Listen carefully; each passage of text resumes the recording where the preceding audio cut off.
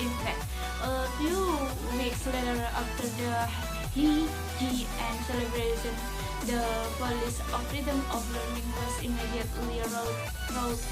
So this proves that there is a correlation between struggling for the freedom of learning in Indonesia and freedom of learning. In order to fully understand the concept of freedom to learn, the description of the explanation will be written in a coherent manner, starting from the side of the legal umbrella that underline effort to realize the quality of human resource as the goal of the freedom of learning policy, followed by main content the freedom of learning itself. Then a concept of freedom of learning is studied in detail, series of definition, and then with an assessment report and its input as well as explanation from the rolling out of independent learning policy for USBN 2020 based on Permendikbud number 43 of 20 concerning the implementation of explanation organized by education units and national explanation, especially in Article 2, Paragraph 1 states the explanation and the administration by the education unit are assessment of learning outcome by the education unit, and when assessing the achievement of graduate competency standards for all subjects. Further explanation, Article 5, Paragraph 1 that from a exam organized by the education unit in the form of protocols, assignment, right test of the other form of activity determined by the education unit is accordant with the concepting measure that national education standard. Also added the explanation of Article 3, Paragraph 2, graduation of study and determined by the relevant educational unit, educational program. That is, you look at the content the Permendikbud in so that teacher and school are more independent in assessing student learning outcomes. Second, the national examination is an activity measuring the achievement of graduation competence in certain subject nationally by referring to graduate competency standard. It is an assessment of learning outcomes by the central government which aim to assess the achievement of graduate competence nationally in certain subject.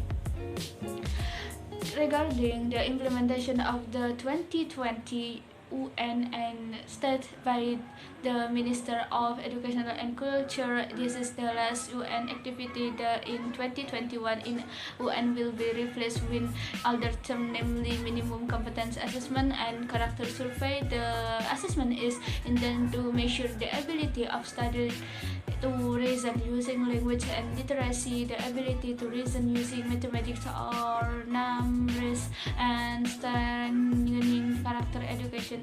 As for the technical implementation of the exam will be carried out in the middle of the school level. For example, in grade 4, 8, 7 with a favorite teacher and school to map learning condition and evaluate so as to improve the quality of learning. In other words, so that it can be correct if around they have been achieved for the record. The result of the exam are not used as a as for standardization of exam, the policy direction has referred to the international level following the assessment benchmark content in the program of our International Student Assessment or PISA and strength in international mathematics and science study, but full of local wisdom. Indonesia.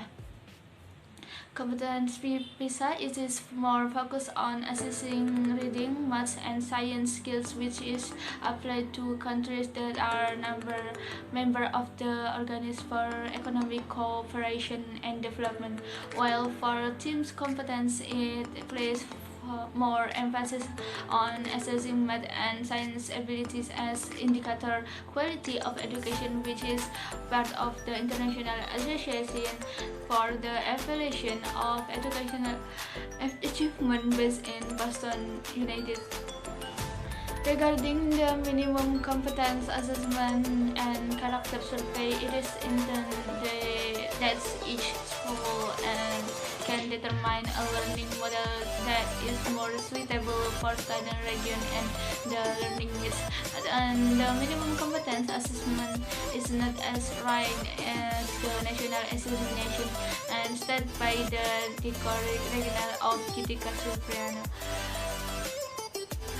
For the cognitive aspect of minimum competence assessment, according to the Minister of Education of Culture, the material is divided into part literacy, not only the ability to read but also ability analysis reading, the ability to understand the concept behind the writing, numeration in the form of analytical skills using number. So this is not basic subject anymore, not mastery of content of material. However, this is based on the basic competence that students need to be able to learn, regardless of the subject taught in the term of the FKIP, based on the circular letter of the Minister of Education and Culture number 14 of 2019 regarding implementation of the FKIP. The content includes competence content in Permendikbud number 22 of 2016.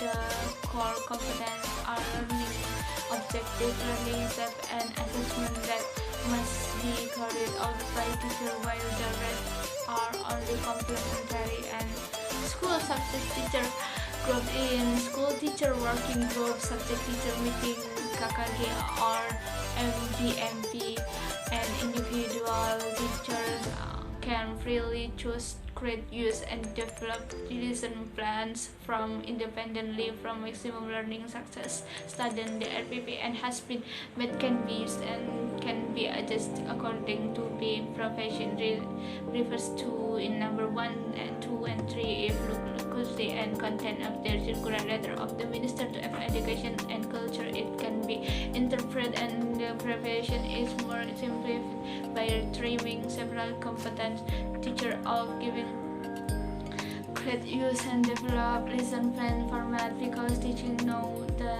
needs of the student and the special needs needed by student their area, because the character and needs of student in each region can be different. For the writing of the RPP to be more efficient and effective, it is enough to make it concise enough to be on one page so that teachers are not hindered by completing administrative problems. It is hoped that through the freedom to prepare lesson plans for teacher, students will interact more actively, dynamically, while with a learning model. I'm not writing enough about my presentation. Wassalamualaikum warahmatullahi wabarakatuh.